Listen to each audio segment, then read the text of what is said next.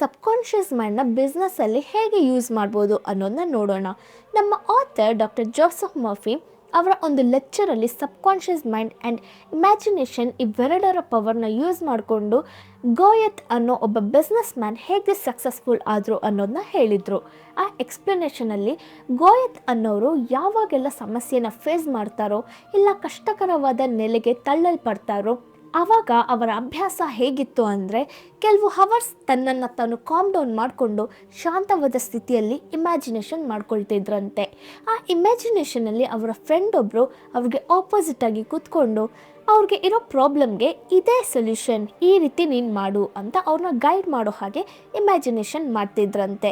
ಅವರ ಇಮ್ಯಾಜಿನೇಷನ್ ಎಷ್ಟು ಡೀಪಾಗಿರುತ್ತೆ ಅಂದರೆ ಅವರ ಫ್ರೆಂಡ್ನ ವಾಯ್ಸ್, ಅವರ ಬಿಹೇವಿಯರ್ ಇದೆಲ್ಲವನ್ನು ಪರ್ಫೆಕ್ಟಾಗಿ ಇಮ್ಯಾಜಿನ್ ಮಾಡ್ತಿದ್ರು. ಈ ರೀತಿಯೇ ತುಂಬ ಪ್ರಾಬ್ಲಮ್ಸಿಂದ ಅವರು ಆಚೆ ಬಂದು ಒಬ್ಬ ಸಕ್ಸಸ್ಫುಲ್ ಬಿಸ್ನೆಸ್ ಮ್ಯಾನ್ ಆಗಿ ಇದ್ದರು ಅನ್ನೋದನ್ನ ಹೇಳಿದರು. ಈ ಲೆಕ್ಚರರ್ನ ಕೇಳಿದ ಒಬ್ಬ ಸ್ಟಾಕ್ ಬ್ರೋಕರ್ ಏನು ಮಾಡಿದ್ರು ಅಂದರೆ ಗೋಯತ್ ಅವರ ಟೆಕ್ನಿಕ್ನೇ ಫಾಲೋ ಮಾಡೋಕ್ಕೆ ಡಿಸೈಡ್ ಮಾಡಿದ್ರು. ಇವರು ಸ್ಟಾಕ್ ಬ್ರೋಕರ್ ಅನ್ನೋದ್ರಿಂದ ಅವರ ಕೆಲಸ ಏನಂದರೆ ಅವರ ಕ್ಲೈಂಟ್ಸ್ಗೆ ಯಾವ ಶೇರ್ಸಲ್ಲಿ ಇನ್ವೆಸ್ಟ್ ಮಾಡಬೇಕು ಮಾಡಬಾರ್ದು, ಯಾವ ಟೈಮಲ್ಲಿ ಮಾಡಬೇಕು ಯಾವಾಗ ಮಾಡಬಾರ್ದು, ಯಾವಾಗ ಸೇಲ್ ಮಾಡಬೇಕು, ಇದರ ಬಗ್ಗೆ ಕೌನ್ಸಿಲಿಂಗ್ ಕೊಡೋದೇ ಇವರ ಕೆಲಸ. ಸೊ ಇವರು ಸಹ ಗೋಯತ್ನ ಹಾಗೆ ಇಮ್ಯಾಜಿನ್ ಮಾಡೋಕ್ಕೆ ಶುರು ಮಾಡಿದ್ರು. ಅವರ ಫ್ರೆಂಡ್ ಒಬ್ಬರು ಬ್ಯಾಂಕಲ್ಲಿ ಕೆಲಸ ಮಾಡ್ತಿದ್ದಾರೆ.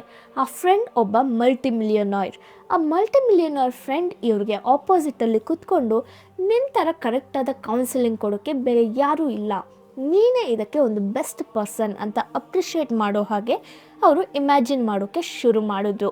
ಈ ಇಮ್ಯಾಜಿನೇಷನ್ ರಿಪೀಟೆಡ್ಲಿ ಮಾಡ್ತಾ ಮಾಡ್ತಾ ಅದು ಅವರ ಸಬ್ಕಾನ್ಷಿಯಸ್ ಮೈಂಡಲ್ಲಿ ಡೀಪಾಗಿ ಸೇರಿ ಅದೇ ರೀತಿ ರಿಸಲ್ಟ್ ಇವ್ರಿಗೆ ಸಿಕ್ತು. ನಂತರ ಇವರು ಆ ಸ್ಟಾಕ್ ಮಾರ್ಕೆಟಲ್ಲಿ ಒಬ್ಬ ಸಕ್ಸಸ್ಫುಲ್ ಕೌನ್ಸಿಲರ್ ಆಗಿದ್ದರು.